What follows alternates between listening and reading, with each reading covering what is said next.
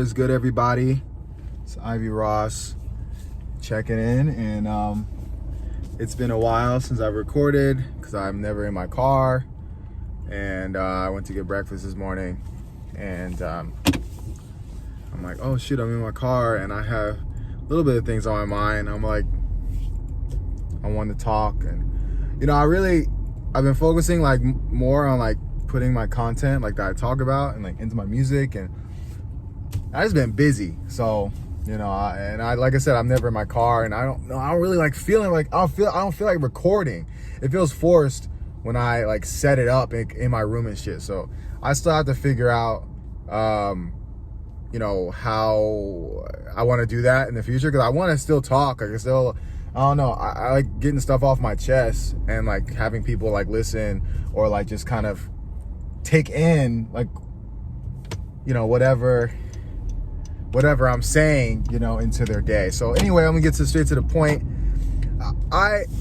Yesterday was, I believe, I'm not sure if it was like the anniversary, or not anniversary, but people were celebrating or sharing about George Floyd, and a lot of people, were,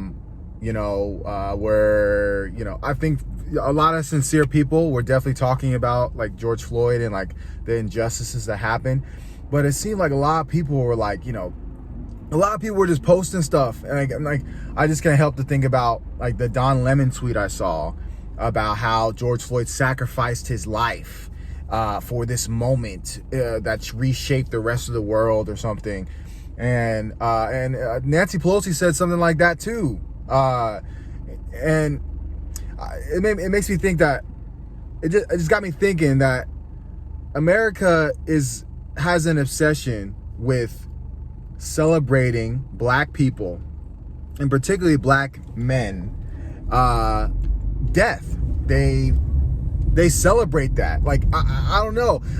To me, it feels like a jab. It feels like a jab, and like, oh, like, we're so sorry, or we're, you've done so much. It's the same thing with Martin Luther King. Like, everyone was celebrating him, but when he was alive, like, most of those white people, like, most of America hated him, and they treated him like trash, and they killed him, and it just got me thinking, like, it feels like a lot of these, it's just performative. Like, they only care about us when we're dead, like when we are in the ground, and we're an afterthought. But they don't really care about us while we're here, while we're alive. Like, why do we have this kind of culture in this society where we give people their flowers after they're dead? Like, I don't understand that.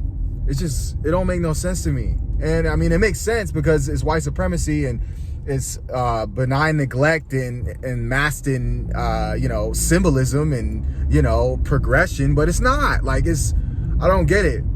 So I mean, no one wants to focus on like the people that are alive right now. How did George Floyd get in this situation? How did he get in a situation where he had a knee on his neck, like a freaking white officer knee on his neck? How many times have we seen that situation happen? So like it's just super frustrating to see like all this, like, oh, and there's no policies have been placed, nothing's for his family.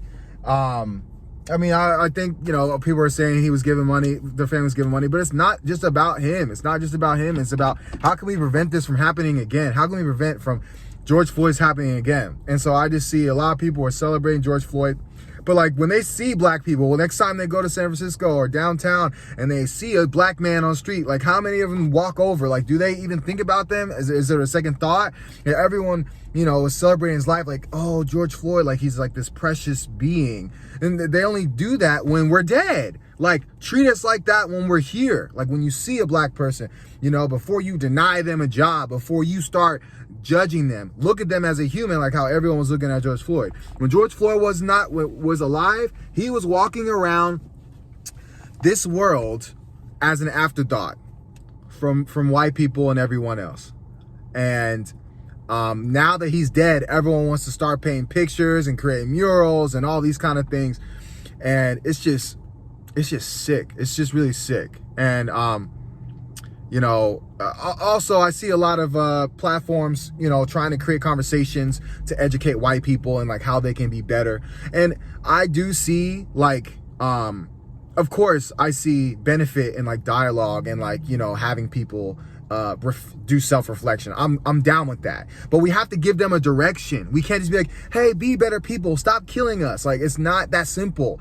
Like, a lot of these things are way over white people's heads. Like, they're just, most white people are just kind of like, the people that aren't racist, they're just kind of going through their day to day. Like, sure, like they can be better in their own thing, but like, what kind of direction can we put them in? We have to understand that George Floyd, he is an ADOS. He has no true power in this country. He was, you know, allegedly he was killed over a $20 counterfeit bill. How does that happen? We have to look at that. How does that happen? How do you get in a situation where you use a counterfeit $20 bill in your ADOS? And what I would tell you is that due to systemic racism, due to redlining, due to Jim Crow, due to slavery, all the things. I mean, his mom, his grandmother, his family, someone's got land stolen from him. And here he is going through life, traveling state to state, just doing his best, living a Black American life. And he gets killed over a poverty crime. How do you end up in poverty crime? Because there's no generational wealth. So I'm down with white people like learning like how to be better people, and like people non-black people of color learning how to be better and how to contribute. You understand, we need to give them a direction. So Black people are listening, like I said, just like talking, like we got to give them a direction. You need to study reparations and closing the lineage racial wealth gap and a Black agenda to make us a protected group of people. And we have to look into that. We have to give white people, put them in the direction towards that reparations is about giving them the generational wealth that your parents have been giving you. Your parents that paid you to go to college, your parents that paid off your student loan debt, whatever it is, like that's generational wealth. Black Americans are missing that. We're the only group that doesn't have that. Everyone else is getting money. Everyone else has gotten reparations. We're the only group that has not in this country like that. And we've contributed the most in this country, you know, so, you know, I feel like I can rant like 10 more minutes, but I want to keep this short. But I think America has this obsession of seeing Black people, you know, celebrating Black people after they're dead. It's almost like, you know, I see it all the time, and it's really disgusting, you know. And instead of actually focusing on policy, nothing was done. Like even the lynching bill that was going on, that hasn't even been forward. So, you know, it really just bugs me. And it's got to start with the people, you know, and we have to get these politicians out that are playing these mind games. So we have to understand, like, you know, we have that reparations, you know, like cash, wealth, along with policies that will protect us from these racist institutions. We need power. George Floyd died and was a victim of the systemic racism that's within the police department because he has no generational power. He has no wealth. He would not be in a situation if he had wealth like that. He would be in a safer community.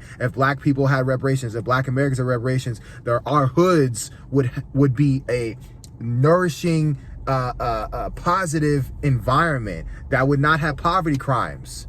And we would get whatever politicians are allowing drugs to come into our communities. We would get them the fuck out. We would get them the fuck out. So anyway, this was on my mind. I went out to the store and, you know, got some food, and I'm like, man, this is really bugging me. And I was just like, you know, wanted to share that. So anyway, I'll try to do more videos if I feel like it, and I will see you guys later. Peace.